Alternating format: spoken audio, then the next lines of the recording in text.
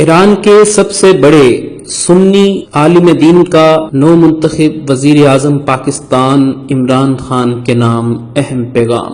ایران کی سنی اکثریتی صوبہ سیستان بلوچستان سے تعلق رکھنے والے ممتاز عالم دین شیخ الاسلام مولانا عبدالحمید نے نو منتخب پاکستانی وزیر اعظم کے لیے پیغام شائع کرتے ہوئے پاکستان کے بہتر مستقبل کے لیے اہم تجاویز پیش کی ہیں۔ سنی آن لائن نے مولانا عبدالحمید کی آفیشیل ویب سائٹ کے حوالے سے رپورٹ دی ہے۔ خطیب اہل سنت زاہدان نے اپنے پیغام میں انصاف کی فراہمی، نفاذ شریعت اور تمام برادریوں کے لائق افراد سے کام لینے پر زور دیا ہے۔ مولانا عبدالحمید اہل سنت ایران کی سب سے بڑی مسجد جامعہ مسجد مکی زاہدان کے خطیب ہیں اور ان کے سب سے بڑے دینی ادارے دارالعلوم زاہدان کے صدر اور شیخ الحدیث ہیں۔ آپ فقہ الاسلامی اہل سنت ایران کے چیئرمین اور رابطہ عالم اسلامی کے سپریم کونسل کے رکن بھی ہیں۔ آپ کا پیغام یہ ہے: بسم اللہ الرحمن الرحیم۔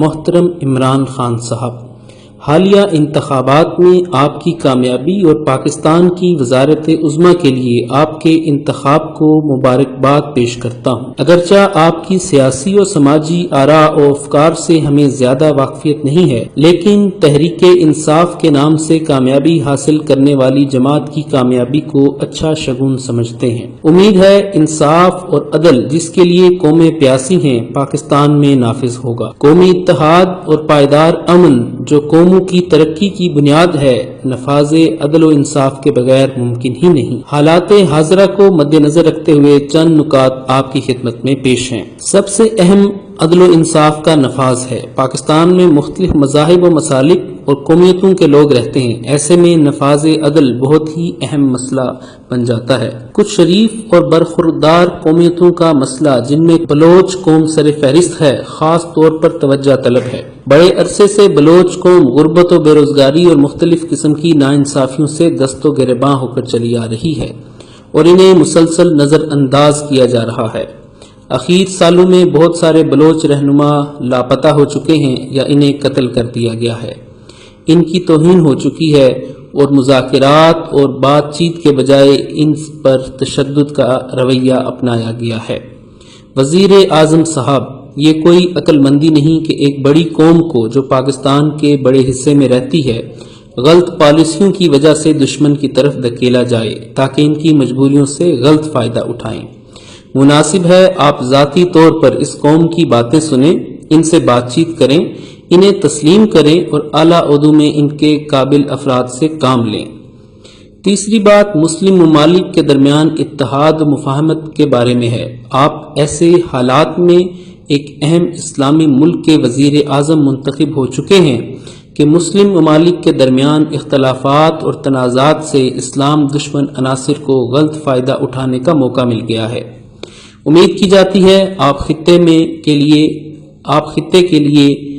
خطے کے ایک مؤثر اسلامی ملک کے وزیر اعظم کی حیثیت سے مسلم ممالک کے سربراہوں کے درمیان اتحاد اور مفاہمت پیدا کرنے کے لیے کسی کوشش اور محنت سے دریغ نہیں کریں گے۔